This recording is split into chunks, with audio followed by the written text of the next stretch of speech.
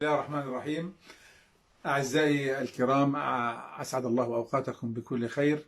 نود في هذا المقطع أن نتحدث في بعض الأمور ذات العلاقة بصحة الناس، وأبدأ بما تتداوله وسائل التواصل الاجتماعي حول قضية المرأة التي أسقت أبنائها الأربعة دواء المضاد للسعال مخلوطا بالحليب، حيث ورد في القصة بأن وجدوا الأطفال الأربعة قد ماتوا في صباح اليوم التالي.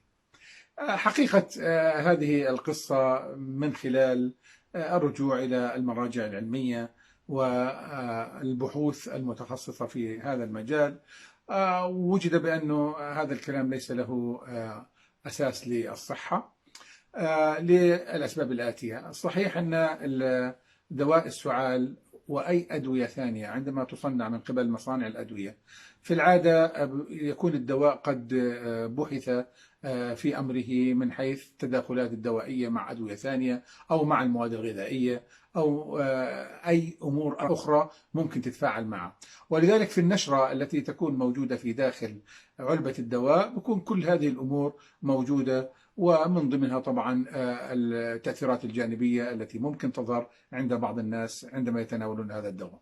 ولذلك لعملية خلط الحليب مع دواء القحة هذا لا يقود إلى تكون مركب سام ممكن يكون قاتل لمتناوله.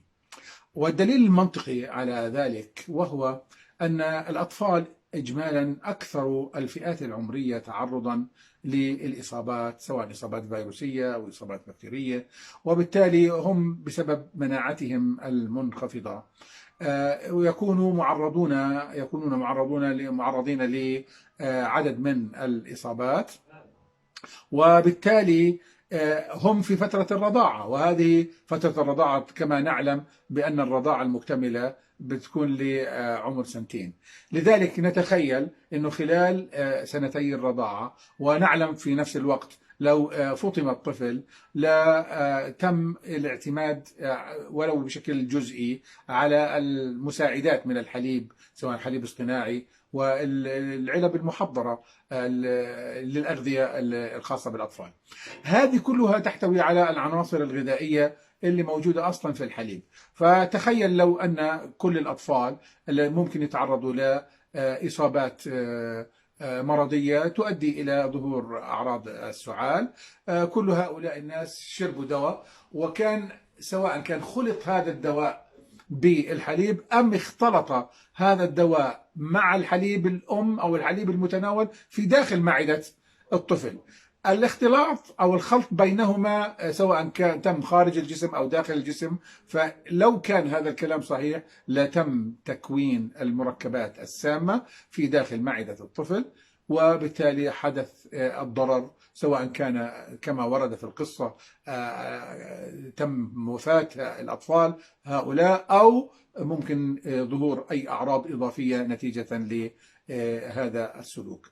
الموضوع بكامله عبارة عن نسج من الخيال ليس له أساس علمي صحيح. لذلك قبل ما يتم تداول أي مقاطع فيديو أو أي معلومات كتابية حول القضايا الصحية والقضايا الطبية، صاحب غير الاختصاص يعني لنا رجاء بأن لا يحول هذه الفيديوهات أو هذه المقاطع اللي هي الكلامية إلى الناس الآخرين قبل أن يتحقق ويتأكد تماما من صحة هذه المعلومات، لأن ذلك يقود إلى تشويش الناس وتخويفهم من هذه السلوكات. شكرا لكم والسلام عليكم ورحمة الله.